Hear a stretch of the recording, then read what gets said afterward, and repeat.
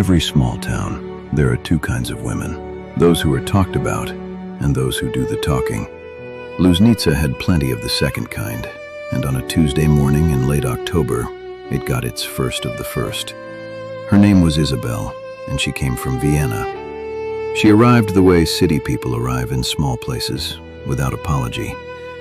A single traveling bag, a green coat that was too elegant for cobblestone streets, and eyes that looked at Luznica the way you look at a painting, with mild interest and no intention of staying long.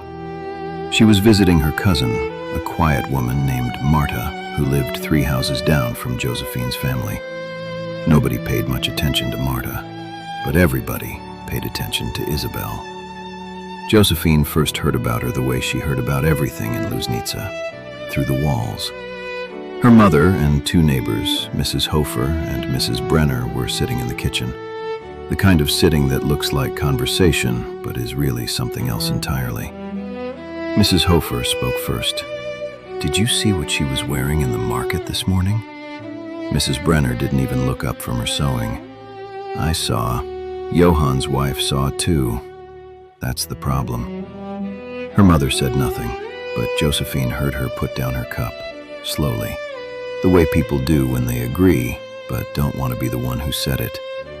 Josephine sat by the window in the next room and listened, not because she was curious about Isabel, but because she was curious about them, about the way their voices changed when they talked about her, a little faster, a little sharper, the way fire gets when you give it something new to burn.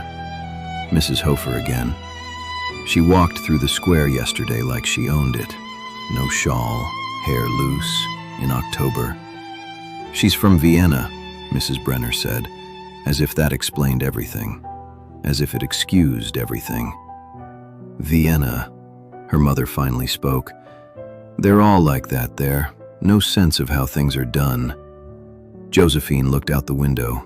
She thought, or maybe she just felt, that what they were really saying was something else entirely. That afternoon, Josephine saw her, not up close, from across the street.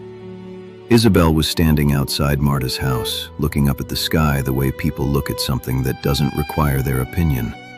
Her coat was green, like they said. Her hair was dark, loosely pinned, and there was something about the way she stood, like she had decided a long time ago that other people's eyes were not her problem. A man passed by. He slowed down. She didn't notice, or she noticed and simply didn't care.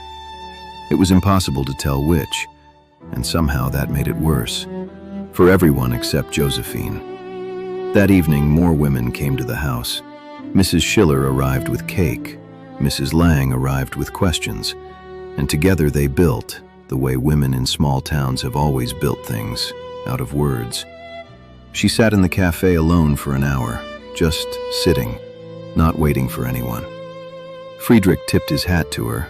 She smiled and kept walking. Marta says she reads, a lot, novels. The word novels landed in the room like a stone in still water. Everyone felt the ripple. Nobody named it. Josephine, from the doorway, watched their faces, and she thought, these women don't hate Isabel. They miss a version of themselves they never got to be. That night, Josephine sat by her window. The town was quiet, the kind of quiet that has weight. She thought about Isabel standing in the street, looking at the sky without apology, walking away from a man's gaze without guilt, sitting alone in a cafe and being completely enough. She thought about Franz, about the road with no turns, about the years that looked perfectly calm from the outside. And for the first time, she didn't just wonder about Isabel. She wondered what it would feel like to be looked at the way they looked at Isabel and not care. Not care. The big questions never arrive loudly. Sometimes they arrive as a woman in a green coat, walking through a square without apology. And sometimes, the most radical thing a person can do is simply not explain themselves. Josephine didn't sleep well that night, but for the first time in a long time, it wasn't because of Franz.